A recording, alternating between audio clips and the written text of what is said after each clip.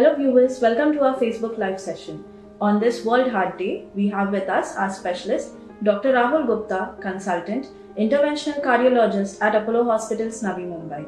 He comes with over 15 years of experience in the field of cardiology. Welcome to our Facebook Live session. Thank you. Today we'll be discussing on new advancement in the treatment of heart care.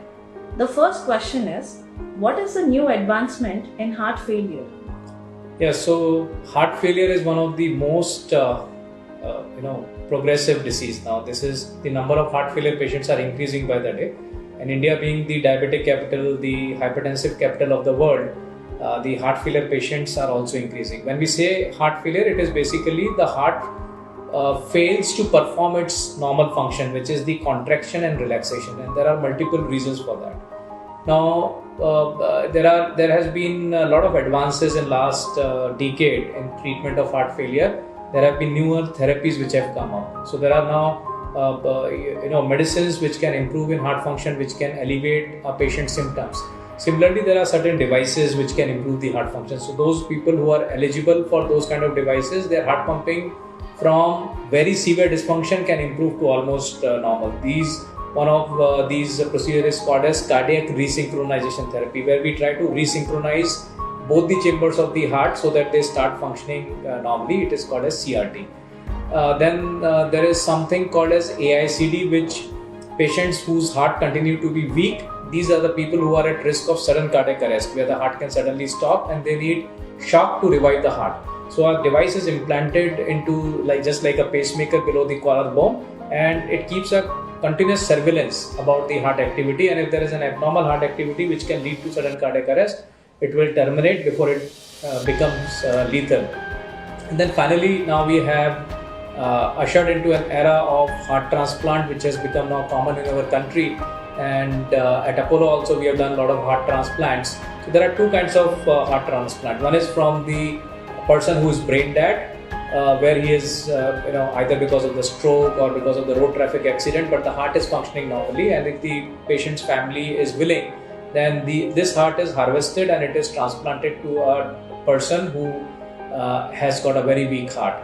And then there is something called as artificial hearts, where the artificial hearts are available, which can be transplanted into a patient's heart and it can function on the bed.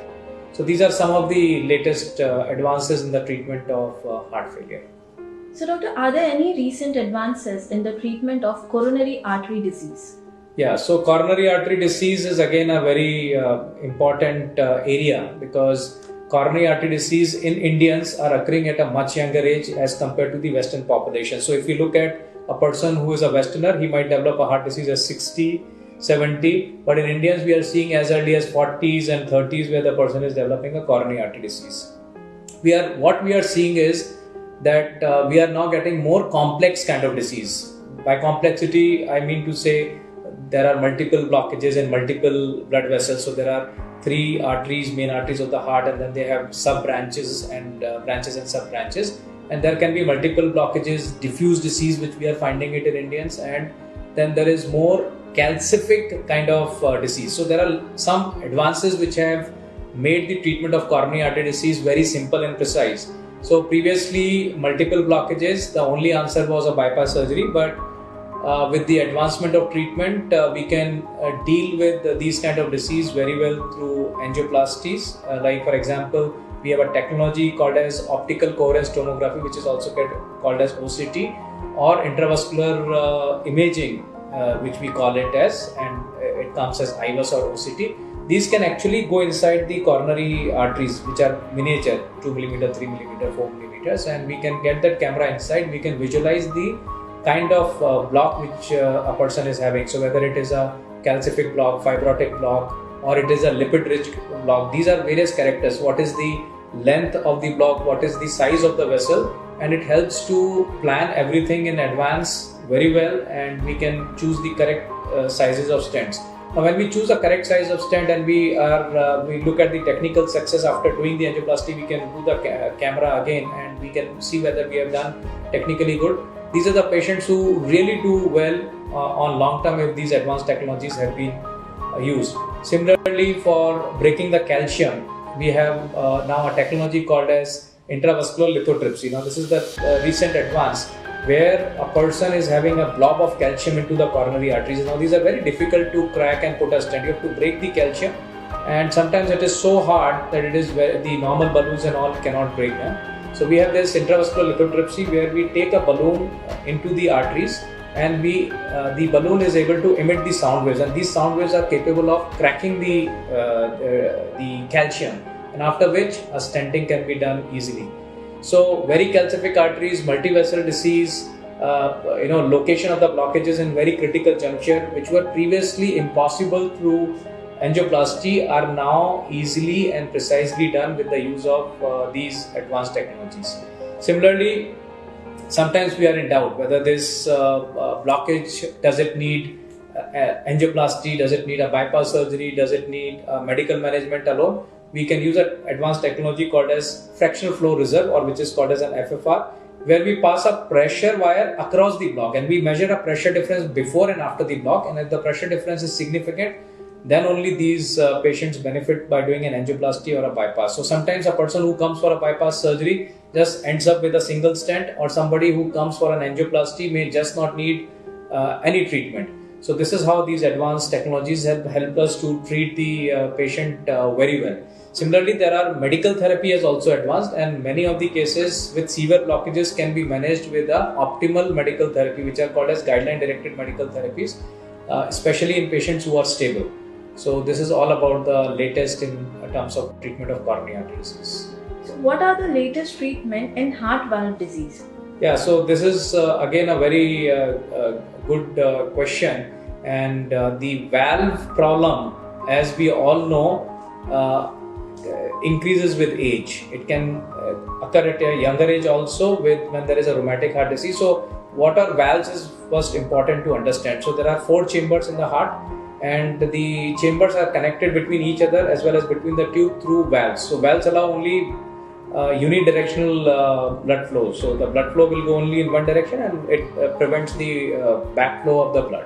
But when the valves get diseased, either they are not able to open up fully or they are not able to close, causing either obstruction to the forward flow or leakage back. Then this is called as valve disease, and when they become severe, a person becomes symptomatic and he needs treatment.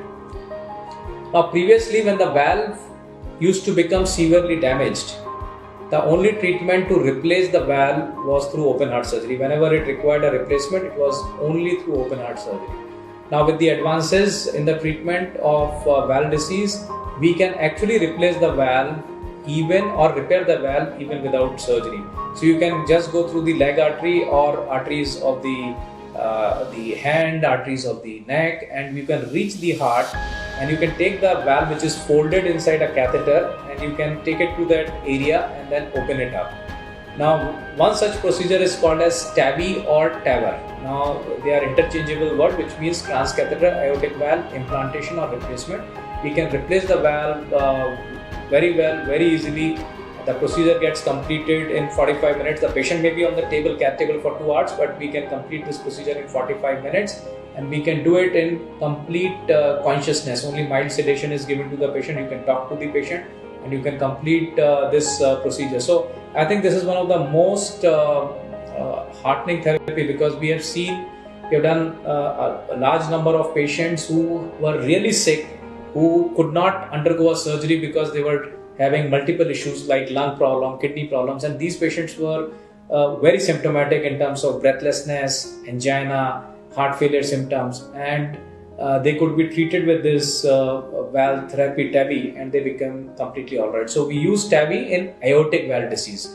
Similarly, there is a mitral valve disease where if there is a severe leakage, we can use a mitral clip to prevent that. The leakage means the valve is not closing. So you can put a clip which will prevent that, which will cause a good closing of the valve and prevent the leakage. And this is also a latest therapy. Similarly, 2 other valves like tricuspid valve and the pulmonary valve. So there are 4 valves. First, I talked about the aortic valve, which is TAVI. Then MitraClip is for the mitral valve, and similarly we have valves available for the tricuspid and pulmonary valves, which can be implanted without open heart surgery. So I think it is a great advancement in the field of cardiovascular sciences where valve can be treated very well. So doctor, can you explain what is minimal invasive heart surgery? Okay, so suppose a person has got a complete multiple blockages and he's a candidate for a bypass surgery. So bypass surgery can be done in two ways. You can open up the heart completely and then you can perform the surgery either on a beating heart or on the heart on the pump, where you stop the heart and the is on the bypass, and then you perform the surgery. Now with the minimally invasive surgery, just through keyhole, as we do a laparoscopic surgeries, where through small holes you can actually reach the heart and you can do a bypass surgery, and patient can actually get discharged on 5th day as if nothing major has happened. So this is something which has come up very well. Even the valves can be replaced through minimally invasive procedures where only a small holes are made, not the entire chest is open, and we can do it. So there are certain very nice stories when these are the patients who came to us in Apollo, and where we were able to give them these kind of therapies and they did really well because they were fit for this kind of minimally invasive procedure. So it's not that every person can undergo a minimally invasive procedures. There are certain criteria which needs to be fulfilled. So our team of experts, so we have a heart team where we discuss all these cases, whether this patient will do well with minimally invasive surgery. If we fits into that criteria, then minimally invasive surgery is something which we offer. Of course, if not everybody can fit into a minimally invasive program, then we have to go for the open heart surgery, but that is also managed very well these days without any issues. Is there any new advancement treatment for high blood pressure? Yeah, so high blood pressure is a very common occurrence now these days. We are getting patients with very high blood pressure at a younger age also. And what we have started finding is that now many patients require multiple medications and still the BP is not controlled. So there is a latest therapy which has come up and which will be launched soon into our country, which is already being used in the Western world. It's called as renal denervation therapy. And just to tell you that I was amongst the first group of doctors to get training for this renal denervation therapy. It's a very simple procedure whereby through a small puncture in the vein, the artery in the groin, you can reach the kidney arteries. And you can give a radio frequency. It's a laser kind of thing. You can say it's a radio frequency which you give in those areas. And this procedure is called as renal denervation therapy, and it is shown to decrease the blood pressure significantly. So those people who are uncontrolled with multiple medications, they can get controlled with those medications. The doses of their medications can go down significantly, and over a period of years, the effect keeps on increasing. So this is one new thing which will be soon available for all the people who have got uncontrolled high blood pressure despite multiple medications. Would you like to give a small message to our viewers on this World Heart Day? Yeah, so my most important message on this World Heart Day is that heart disease is increasing, but it is completely preventable if we follow certain good things. Like for example, the 6E which I have been always telling people. The first E is that you exercise daily and you do all kinds of exercise like cardiovascular, which includes swimming, cycling, jogging, running, walking, anything which increases the heartbeat. Toning, which means use of weights, you tone your muscles. And stretching means like yoga, where you do twist and turns of your joints. Second E is your eating habits. So you should eat all healthy stuff. We all know what is healthy and junk, but we should also eat timely, and we should eat with a peaceful mind, because when we eat with peaceful mind and relish the food, the digestive enzymes are secreted well and the absorption of the nutrients is better. The third E is that we should exit addictions like tobacco, smoking, excess alcohol. All these are killers and they can damage the cardiovascular system. Fourth E is your emotions. So your emotional health has to be good. So you should be happy, optimistic and positive, and you should do everything to make you happy, optimistic and positive. Reading good books, following your hobbies, doing meditation, taking deep breaths. It clears your mind. It helps your mind to become more focused and more active. Then your fifth E is your enough good quantity sleep. So you have to sleep enough, about 6 to 8 hours, because it's very important for the cardiovascular health. And good quality of sleep means that when you wake up in the morning, you should feel fresh. If you're not feeling fresh even after sleeping for 6 to 8 hours, and if you're snoring, you must see a sleep specialist to do a sleep study to understand what is happening. The sixth E is evaluating your numbers regularly. Now these numbers are your cholesterol number, blood pressure number, sugar number, your weight number, your waistline number, because all these numbers tell us whether we are in appropriate health or not. If these numbers are out of the ranges, that means you need to take care, because the symptoms are going to come very late, and we can't just keep waiting for the symptoms to occur, because it may be too late to actually reverse the disease. So look at these numbers regularly, because they are all silent killers. Symptoms are only in a handful of people. So the only way to find out is you check them, and then if there is any abnormality, you treat them. If you follow this 6E, you will have a healthy heart, and I wish you all the healthy heart for many, many years to come. Thank you very much. Thank you, doctor, for joining this session. Thank you.